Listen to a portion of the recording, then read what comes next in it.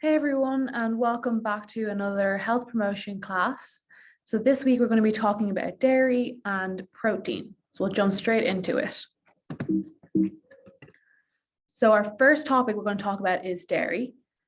So take a look on our food pyramid and see if you can find where on our food pyramid dairy lies. So I'll give you a minute to find it. So it should be on the blue section of the food pyramid. And how often should we be eating dairy every single day? The answer is 2 to 3 times every single day we should be eating dairy.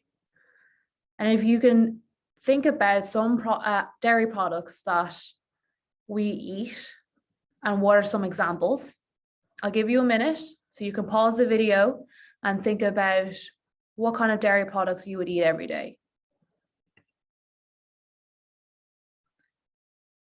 So some dairy products that we eat are milk, cheese, and yogurts.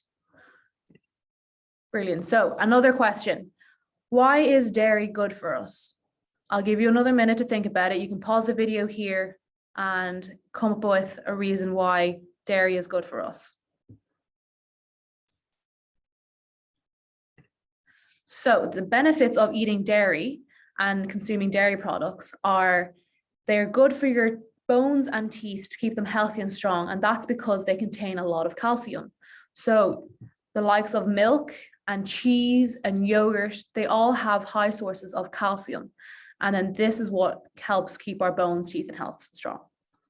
So there's what type of dairy product should you be choosing?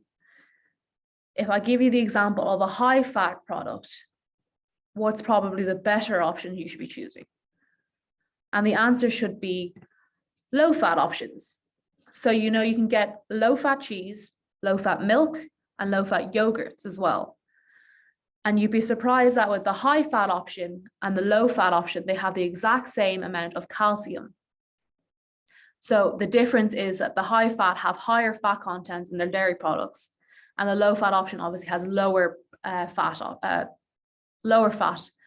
contents, but they do have the same amount of calcium in both high fat and low fat.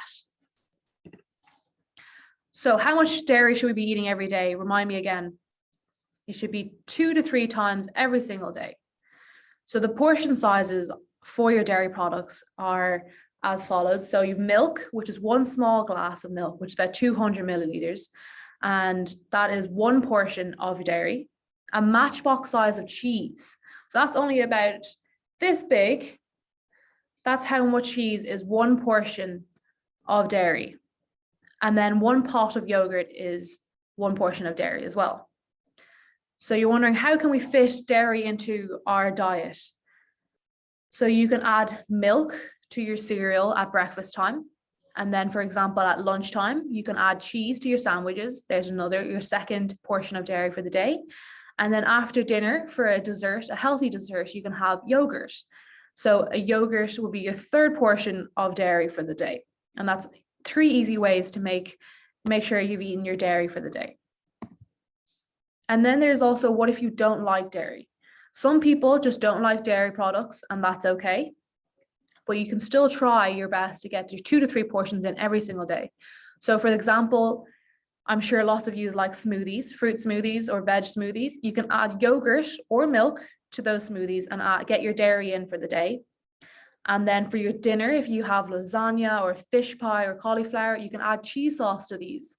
So a portion of cheese sauce will add to your 2 to 3 portions of dairy every day. For your vegetable soup, you can add milk, another great way of getting your dairy in. And I'm sure we have a lot of coffee and tea drinkers, or even if you don't drink tea or coffee, you can drink hot chocolate. And that's a great way to get some milk, some great dairy into your diet. And then if you don't like milk, you can use the likes of soya milk or yogurt products with added calcium. And then I'm sure a lot of you have heard of super milk. So super milk has extra calcium added to it, which is even better for you. So remember, calcium is what makes your bones and your teeth nice and strong and healthy. So we'll move on to our protein section. So I'll give you a minute to take a look at your food pyramid and see where protein lies. So protein is near the top, above the dairy section. It's the red section. And how much protein should we be eating every single day? The answer is 2 to 3 times every single day. Quite like the dairy products, we should be eating it 2 to 3 times every day. So what are some examples of protein products? I'll give you a minute. You can pause the video again here and think about some examples of protein. So we have things like meat, your red meats, and your chicken, so your white meats. You have things like beans and nuts and eggs. These are all great ways of getting protein into your diet. So another question, again, you can pause here and think about why protein is good for us. There's one answer I'm looking for here. So protein is good for us because we need it for growth so we can become big and strong. So when we're going to the gym or we're working out and we're working our muscles, protein is great for getting our muscles bigger and fueling them for when we exercise. And then a protein is also good for repair, to heal cuts and bruises. So if you fall and cut yourself or you get a bruise, you eat lots of protein, it can repair those cuts and bruises much quicker. And then it also is needed for keeping our bodies working properly. So the likes of your heart and your brain and your lungs, protein is really good to make sure that they're working properly all the time. So there's some tips for eating healthy meat options. I know when we have our breakfast and we all love a bit of bacons and rashers, the best way to eat them is to trim the fat off and a skin from meat. So it's a healthier option so that you're eating only the lean meat. And then you can try grilling or baking instead of frying it, because frying contains a lot of oils and grease that is not so good for you. So grilling and baking is your better option here. And then unfortunately, eating less processed meat such as sausages and salami and chicken nuggets, all processed meat I'm sure that a lot of you love. I know I love, but it's best to eat less of those and try to eat only a few times. I'm not saying cut it out completely, but it's best to have sausage and salami and like chicken nuggets as little as possible. And then we're going to talk about fish as well. So has anyone heard of salmon, mackerel, and trout? If you have, these are all types of oily fish. And oily fish have high contents of omega-3 fats. And omega-3 fats are really, really good for you. And they're good for your heart, your brain, and people with arthritis.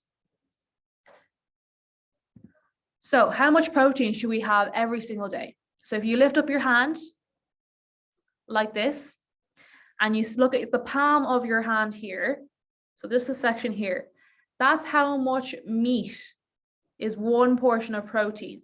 So if you're having a piece of steak or a piece of chicken and you lift up your hand and it's the size of your palm, that's one portion of protein. So 2 eggs are also one portion of protein. So you have to eat 2, not just 1. So you have 2 eggs in the morning as scrambled eggs or poached eggs. They're two eggs is one portion of protein. And again, if you lift up your hand, the size of your palm is the same for the cooked fish as a steak, okay? So if you have a piece of fish and it's the size of your palm, that's one portion of protein that you can consume in the day. 4 tablespoons of beans. So if you have your beans on toast, so 4 tablespoons of it is one portion of protein. And then a handful of unsalted nuts. So if you cup your hand like this, if you put nuts in the center, that's 1 handful of unsalted nuts. So no chocolate covered nuts or salted nuts or any sweet nuts. It has to be unsalted nuts. So we should be eating protein 2 to 3 times every single day. And what if you don't eat meat? So I'm sure there's a few vegetarians around. So vegetarians are people who don't eat meat in their diet. So that means they have to get their protein from other sources. So there's still plenty of ways that vegetarians can get their protein source. So things like eggs, we talked about, and nuts. So there's also beans, peas, and lentils. This is another great way to get your protein in if you don't eat meat. And then some people may or may not have heard of tofu or corn before, but this is a corn that's on the picture up on the screen is a meat substitute that vegetarians use that almost like taste and look like meat, but they aren't quite meat, and they're made from soybeans. So you can get like corn pieces that kind of replicate chicken, and you can get corn mince, which replicates mince, and then corn chicken nuggets as well. So you'd be surprised that they do look and taste like meat, but they aren't meat, and they're made from vegetables. So it's really important for vegetarians to get enough protein. So they should also eat 2 to 3 non-meat portions of protein every single day. And it's important that they do get their protein in, even if they can't eat meat or if they choose not to eat meat. So our task for next week, guys, is for you guys to have one meal, even if it's lunch or dinner, and make it a vegetarian meal or have a fish meal instead.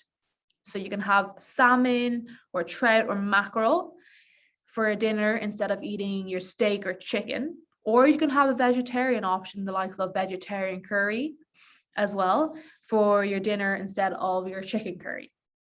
All right. So well done today, guys.